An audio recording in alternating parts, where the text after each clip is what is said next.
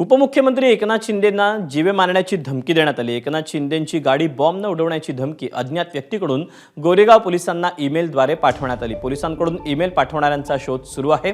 गेल्या काही दिवसांपासून निनावी फोन आणि धमकी देण्याचे प्रकार वाढलेत। मात्र एकनाथ शिंदे यांच्या नावाचा उल्लेख करण्यात आल्याने पोलिसांनी तातडीने तपास सुरू केलाय। तसंच हा ईमेल कोणी पाठवला, त्यामागे कोणाचा हात आहे का याचीही चौकशी केली जाते। अज्ञात व्यक्तीविरोधात गुन्हा दाखल करून मुंबई पोलिसांकडून सध्या शोध सुरू करण्यात आला आहे।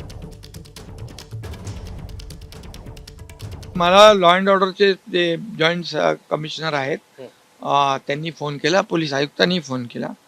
असं आहे की असं तर ठीक आहे, असे अनेक वेळा मला धमक्या येऊन गेलेल्या आहेत, पण काय त्या धमक्यांचा काय मी कधी विचार केलाही नाही। मी माझं काम करत राहिलो आणि आता हे काम सुरूच राहणार आहे। एबीपी माझा, उघडा डोळे बघा नीट।